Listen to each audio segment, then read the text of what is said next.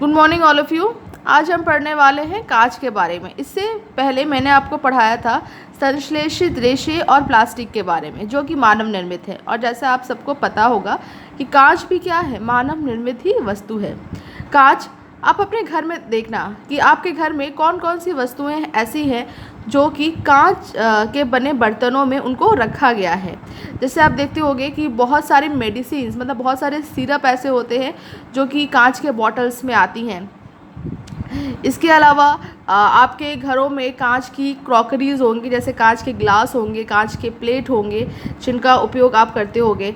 इसके बाद आप लोगों ने देखा होगा कि आपके घर में जो खिड़कियों के जो शीशे होते हैं वो भी कांच के बने हुए ही होते हैं। तो कांच भी क्या है, मानव द्वारा निर्मित एक ऐसी वस्तु है जो कि मानव के लिए अत्यंत ही उपयोगी है। समझ में आई आपको मेरी बात? अब हम आज पढ़ेंगे कि कांच को बनाया कैसे जाता है। सबसे पहले उन लाइंस के बारे में मैं यहाँ पे आपको बताना चाहूँगी जो कि आपके साइंस के बुक में लिखा हुआ है। कांच धातुओं के सिलिकेटों का मिश्रण है। साधारण कांच silica, sodium silicate, calcium silicate का मिश्रण होता है। कांच का निश्चित गलनांक नहीं होता है। कांच क्रिस्टलीय संरचना नहीं होती है। गर्म करने पर वह नरम हो जाता है और द्रव में बदलकर बहने लगता है। यही कारण है कि कांच को ठोस न कहकर अतिशीतित द्रव कहते हैं।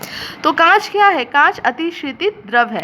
अब ये पूरी लाइंस जो यहाँ पे लिखी हुई है ना, इसका मतलब हम यहाँ पे समझते हैं। मतलब इस पूरी लाइन में लिखा हुआ है कि कांच को किस तरह से बनाया जाता है। सबसे पहली लाइन, कांच कोई यौगिक नहीं है। आपने पढ़ा होगा कि पदार्थ को हम 3 प्रकार से डिवाइड करते हैं, तत्व, यौगिक और मिश्रण। तत्व क्या होते हैं?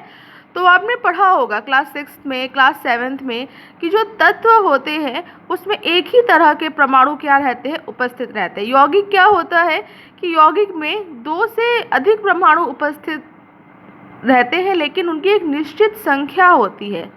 एक निश्चित अनुपात में क्या होते हैं, परमाणु आपस में संयोग करके यौगिक बनाते हैं।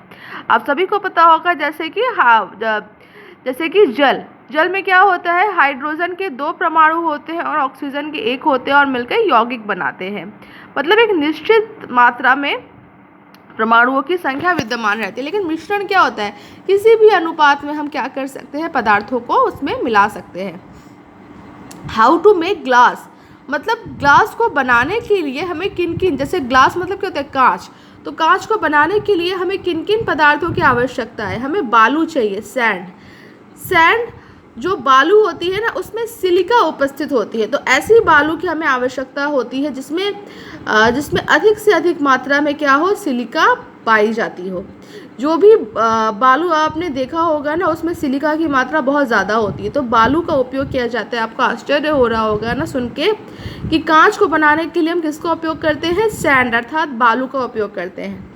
75% बालू होती है जिसको कि हम सिलिका ऑक्साइड बोलते हैं। 15% सोडा ऐश होता है, मतलब सोडियम कार्बोनेट का हम यहाँ पे यूज़ करते हैं। और 10% क्या यूज़ करते हैं, लाइम, मतलब चूना पत्थर जो होता है ना, कैल्शियम कार्बोनेट का यूज़ करते हैं।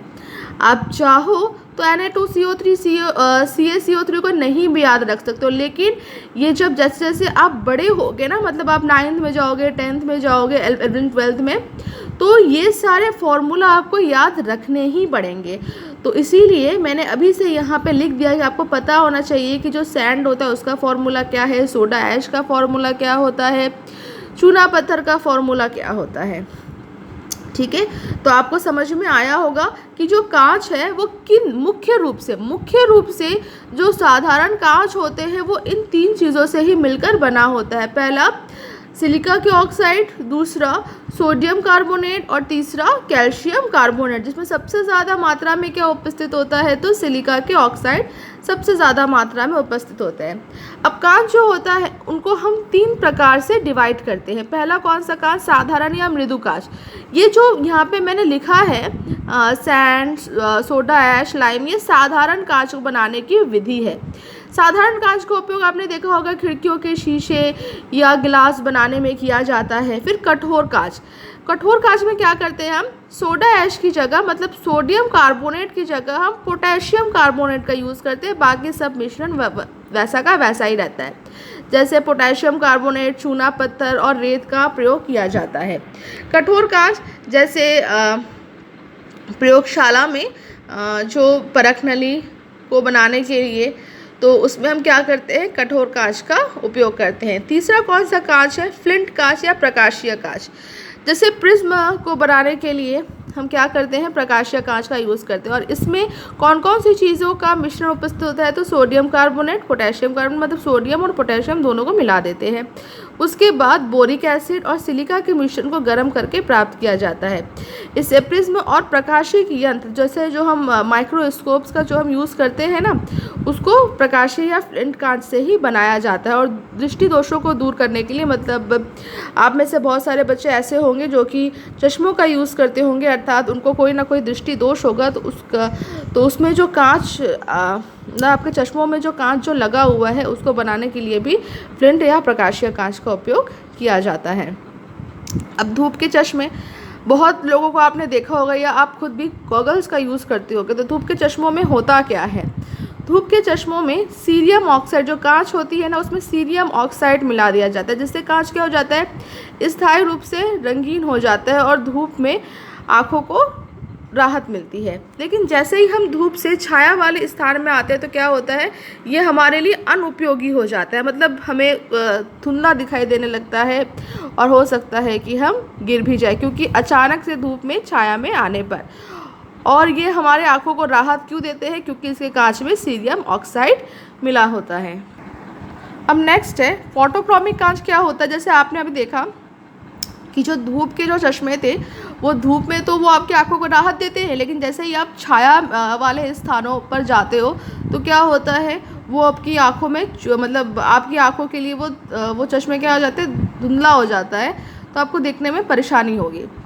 फोटोक्रोमिक कांच ऐसे होते हैं जो कि धूप में क्या हो जाते हैं, गाढ़े हो जाते हैं और आपकी आंखों को प्रोटेक्शन देते हैं। और जैसे आप छाया में आते हो, जो कांच जो होता है वो हल्के रंग में कन्वर्ट हो जाता है। अब ये कैसे होता है, फोटोक्रोमिक कांच जो होता है, उसमें कांच को बनाने के लिए उसमें सिल्वर आयोडाइड मिला दिया जाता है।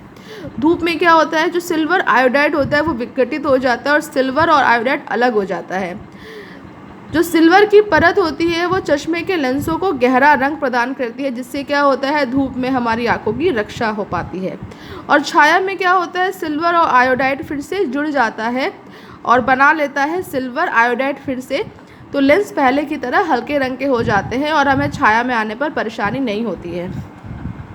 आप सभी को अगर चूड़ियाँ पसंद है, तो आपने देखा होगा कि जो चूड़ियाँ होती हैं वो कलरफुल होती हैं। तो कांच को कलरफुल किस ढंग से बनाया जाता है, तो कांच को कलरफुल, जैसे मान लो कि हम यहाँ पे हम ये कांच हम बना रहे हैं, इसको कलरफुल बनाने के लिए इसी मिश्रण में हम क्या करेंगे, अगर हमें नीले रंग का कांच चाहिए तो हम कोबाल्ट ऑक्साइड का प्रयोग करते हैं, अगर हल्के नीले रंग का कांच चाहिए तो हम फेरिक ऑक्साइड का प्रयोग करते हैं, हल्के हरे रंग का कांच चाहिए तो हम क्रोमियम ऑक्साइड का प्रयोग करते हैं, और पीले रंग का कांच चाहिए तो सीरियम ऑक्साइड और क्यूप्रस ऑक्साइड का हम प्रयोग करते हैं। तो आई होप मानव निर्मित जो चौथी वस्तु है कांच, वो आपको समझ में आया होगा। Thank you.